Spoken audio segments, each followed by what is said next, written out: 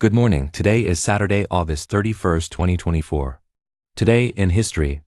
On this day, 154 years ago, Maria Montessori was born. Italy's first female doctor, she was a renowned early childhood educator.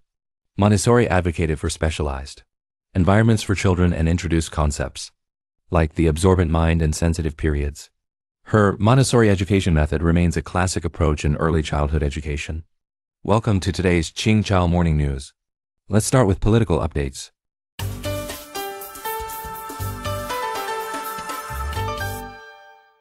Presidential candidate Harris breaks fundraising record.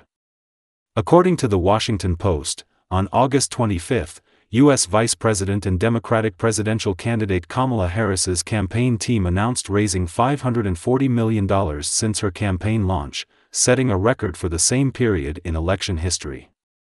One-third of the funds came from first-time donors, with one-fifth being young voters and two-thirds women.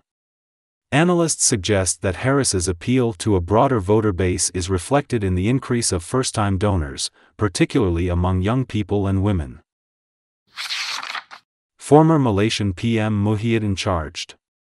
According to Reuters, on August 27, former Malaysian Prime Minister Muhyiddin Yassin was charged with violating the Sedition Act at the Gua Musang District Court in Kelantan for allegedly insulting the former head of state. Muhyiddin pleaded not guilty and requested a trial. The judge granted him bail of Rm5,000 and one surety, with a court date set for November 4. On August 14, Muhyiddin claimed at a campaign event for the Kelantan Nenjiri by-election that he had support from 115 MPs after the 2022 election, but the then head of state, Sultan Abdullah, did not summon him to be sworn in as prime minister. The Pahang royal family interpreted this as an accusation of unfairness and reported it to the police.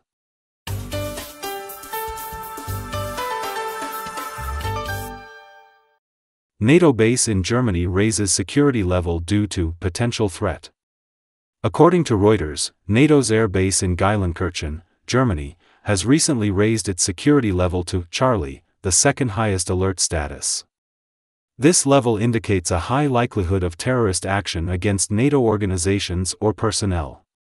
As a precaution, all non-critical mission personnel have been evacuated.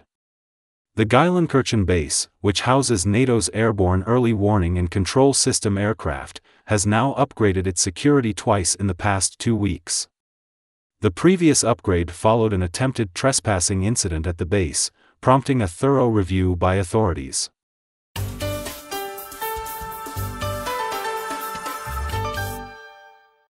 Cambodia attracts over $7.5 billion in investments in a year.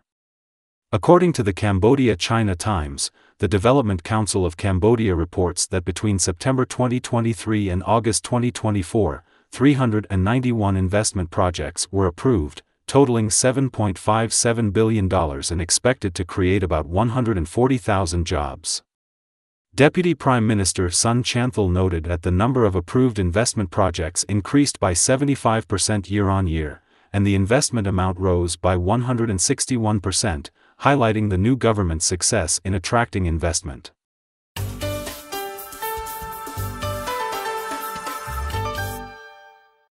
UN calls for 7-day Gaza ceasefire to vaccinate children.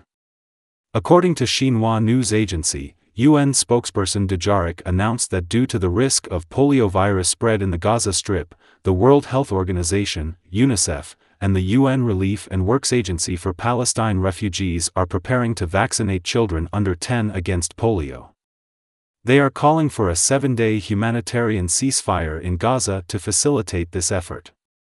The WHO confirmed on August 22 that an unvaccinated infant in Gaza had contracted poliovirus, marking the first case in the region in 25 years. Polio, an acute infectious disease affecting mainly children under 5, can cause paralysis or death. Vaccination remains the most effective prevention method. Thailand issues severe flood warning.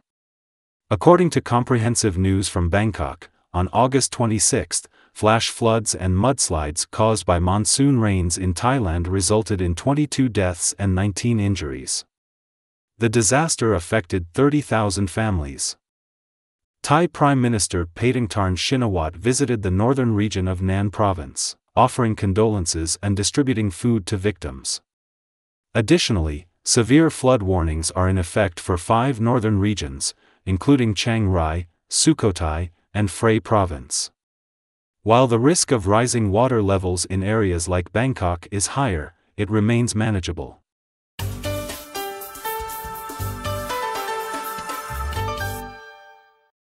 Vietnamese Aodai showcased in Brunei's capital, Bandar Seri Begawan. According to the Vietnam news agency, the embassies of ASEAN countries in Brunei and Timor-Leste, along with Brunei University of Technology and the Brunei ASEAN Youth Network, recently hosted the ASEAN Textile and Clothing Exhibition in Bandar Seri Begawan, Brunei's capital.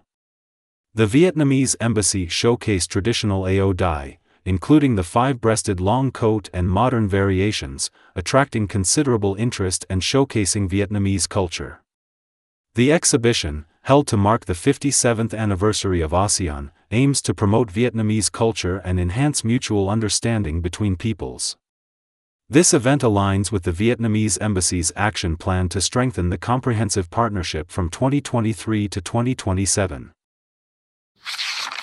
According to the Wall Street Journal, cryptocurrencies have recently declined, with Bitcoin dropping over 5% to below $60,000, reaching a low of $58,000. That's all for today's Ching Chow Morning News. Thanks for watching. Join us at the same time tomorrow.